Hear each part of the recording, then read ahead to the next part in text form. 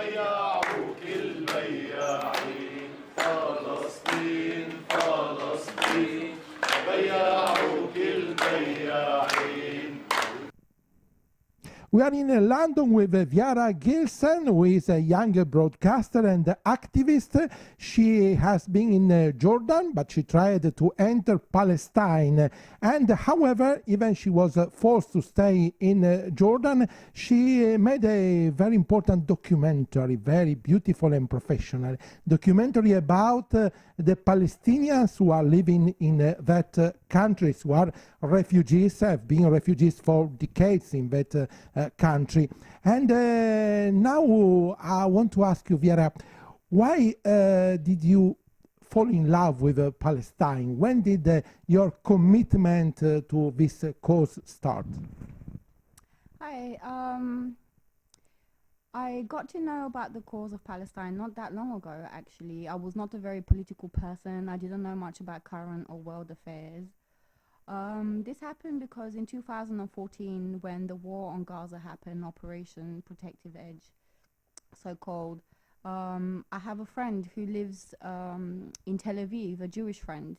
And at that time, I was influenced by the media. I was informed that, the Israelis are being attacked by the Palestinians. So I contacted my friend and I said, oh my God, are you okay?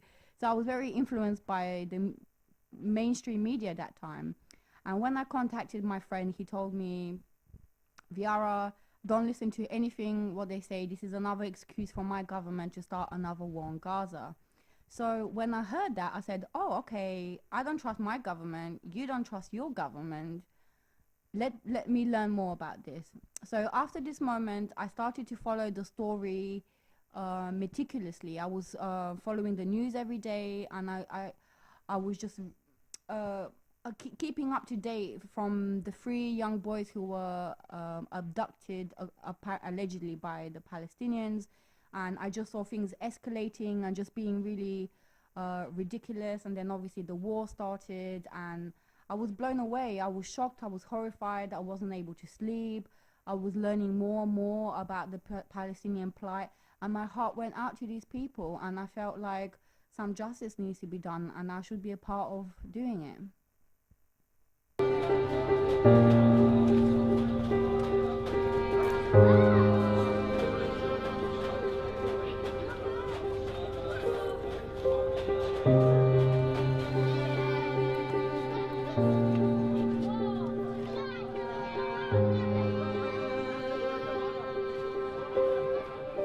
When did you decide to go to Palestine? I decided to go to Palestine almost about a year after I'd been involved in various bits and pieces to help the cause, and I decided I wanted to witness life under occupation for myself. I thought I can be useful to counter mainstream media by providing my own reports on life under occupation. So I therefore I found a peace building delegation I wanted to be a part of, for which I started a fundraising campaign. And in my campaign, I stated that I will provide an audiovisual and written account of life under occupation, amongst other activities that we had planned. And you were refused the visa to enter Palestine. Why? So I raised just over £900 for my delegation. I was very happy. I was ready to go, and the rest of the money I was covering myself. And I went to Jordan. I wanted to cross from the Allenby Bridge crossing. I got there, and I was refused entry by Israel. It was pretty ridiculous the way it happened, actually. I remember being told to wait. I waited a long time. I was actually there in total for 8 hours. And one of the first things I remember, just after being just questioned, like being asked absolutely insane questions, that the special security lady was sent, and they took me to a special room. And I remember the first thing that she told me was, you have to, what's the word that she used? You have to cooperate, or we'll kick your British ass home. And that's how the interrogation began. And in essence, they had many problems with me. They didn't like that I have a dual nationality. They didn't like I have a new passport. They didn't like me that I was traveling alone. Apparently, it's not good to travel as a single woman. They think that you're joining some Muslim men out there to do something. I don't know. That's what I heard. And there's just many things that they didn't like about me, but in essence, they actually Googled my name. And when they Googled my name, even despite I took some safety precautions like deactivating my Facebook account and things like that, they found and deleting quite a few apps on my phone, they actually Googled my name, and my fundraising campaign came up. And obviously there's some pictures there of me being at Palestinian protests and stating that I want to provide audiovisual and written account of life under occupation. So that is the main reason why I was rejected. I was told after many hours and like 3 or 4 short mini interrogations and going through my phone and mailboxes and everything, iPad, and just being asked the most ridiculous questions. I was told that I was actually given a piece of paper and informed that I'm a rejected entry because I'm apparently a threat to the security of Israel. And it just goes to show, if telling the truth, providing an audiovisual account, eyewitness account of life under occupation is a threat to their security, I think it says a lot about them as a nation, as a country. غني في العرس جمر عتابة وتحية، واليوم نغني برصاص عالجهادية الجهادية. فلسطين فلسطين بياعوك البياعين، فلسطين فلسطين بياعوك البياعين. So you were forced to stay in Jordan, but there you had the opportunity to know many people you have interviewed, especially Palestinian refugees. How did you get in touch with them? It was a sequence of serendipitous events, actually. Going back to the day that I was rejected, I was absolutely heartbroken, and I didn't know what I was going to do because I knew nothing about Jordan. And I think one of the main things to know about this situation is that I'm not a historian, I'm not I'm not a political student or anything like that. I'm just an ordinary person who's gone out there to do something. So having no clue about Jordan, I found myself in a situation where I felt like I let everyone down, like all my sponsors, and I let obviously the people who I was trying to help down. So I felt terrible. But when I got back to Jordan into Amman, I was depressed for maybe one day, thinking, what am I going to do? And then I remember the next day I was walking around a little bit aimlessly, just thinking, what on earth am I going to do? And I found a little juice shop that was called Palestine Juice, and I was compelled to tell the to tell the juice maker about my story of being rejected. And I told him my story. I said, I'm so sorry, I tried to go to Palestine and I tried to do something helpful, and I was rejected and I failed. And he took pity on me. He said, I have a contact I would like you to meet. And that was the beginning of everything. The next day I met the contact that he suggested. He happens to have contacts with a local Palestinian refugee camp. We agreed to meet, and then I started doing my research. I found that Jordan has got one of the highest populations of Palestinian refugees. More than 50% of the country is made of Palestinian refugees. So then I got a little bit more excited. I can be useful here. And Hamada, who was my guide, he introduced me to the people of the camp. And what's the mood of the people in the camp? What their hopes, their sorrows, and their plans? I mean, So when I was introduced to them, I think the important thing to say is when I went to the camp, I didn't know I was going to do a film project. When I met them, I told them that I told them about my story, that I've been rejected, what I had aimed to do, and I told them instead now I have 3 weeks and we can do any project that they would like.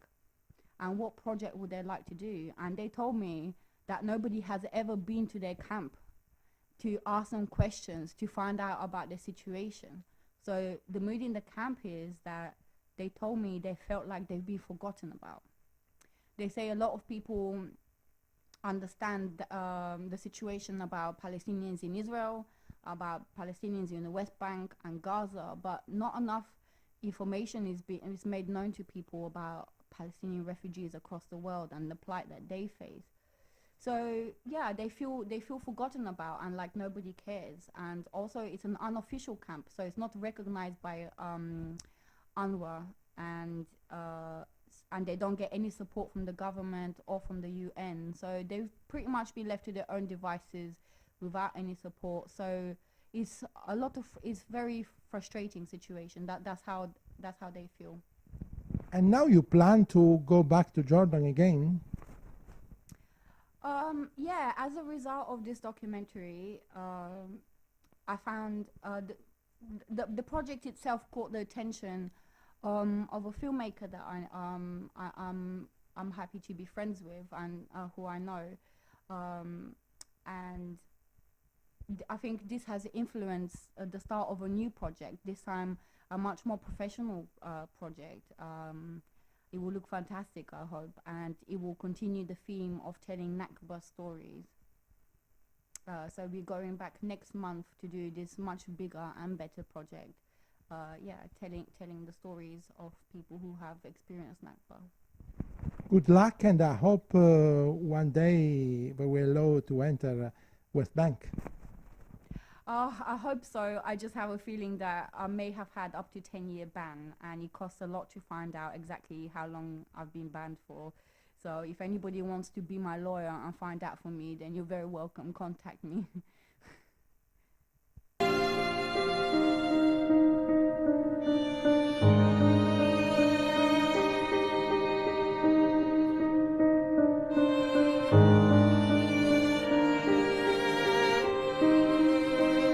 So, what do people in the camp want?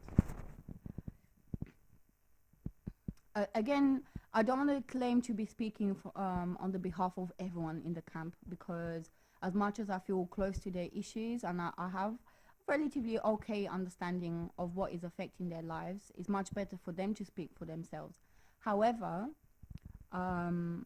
particularly to do with this documentary and the work that I did, the number one priority for them is they want people to know what is happening to them, to recognize them, to know what they are going through, because they just feel like the international community is ignoring them, and so is the local community. And I would say one of the urgent issues is the life situation in the camp is very bad, and I would urge, I think it's called the Greater Amman Authority, and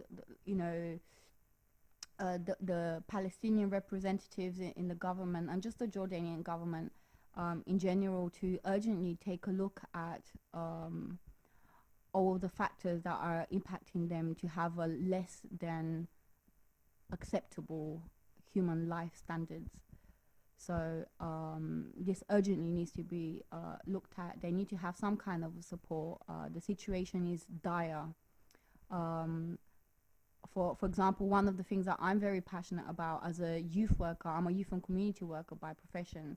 There's not a single playground for the children to play. There's not a single community club or youth club for where people can sit down. We did an art project, as you can see in the documentary, which took place in the streets, in the dirt, because we had nowhere to go. We had no tables, no art supplies, no toys, anything for the children.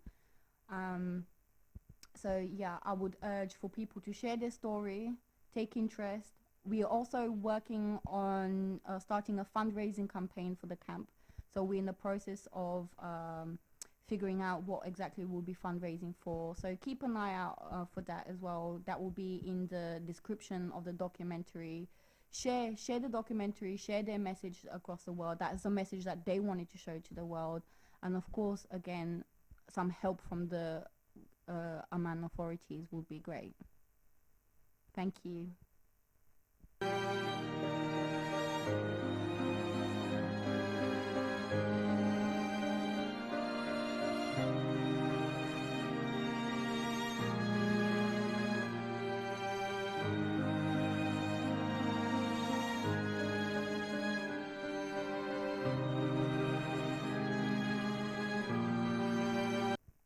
How do you see this conflict? Do you think that one day it will finish?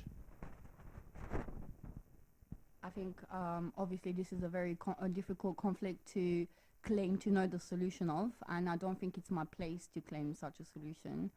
I think maybe we can leave that for the academics to discuss, but all I know is that I'm an ordinary, regular person who can make a difference and has made some kind of a difference. At the moment, my documentary within 3 days has already had 1,000 views, and I represent a different kind of people, not even well-seasoned activists or politicians.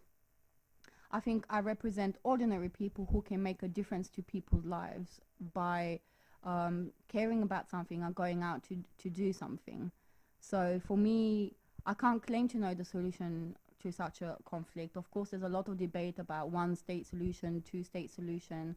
What as I said, I represent ordinary people who want to make a difference, and I encourage that by people to get up and do anything that you can, whether it's as small as completing a petition to something much bigger than actually going out there to meet those people. You know, if you get a chance, and don't get rejected by me, not by me, don't get rejected as I did, but go out there, see life under occupation for yourself. Go to the West Bank, go to Gaza if you can, go to Jordan, work with Palestinian communities, support organizations for human rights, or just there's any type of way that you can to get involved. It can be your way of improving the situation and this conflict to have a better result.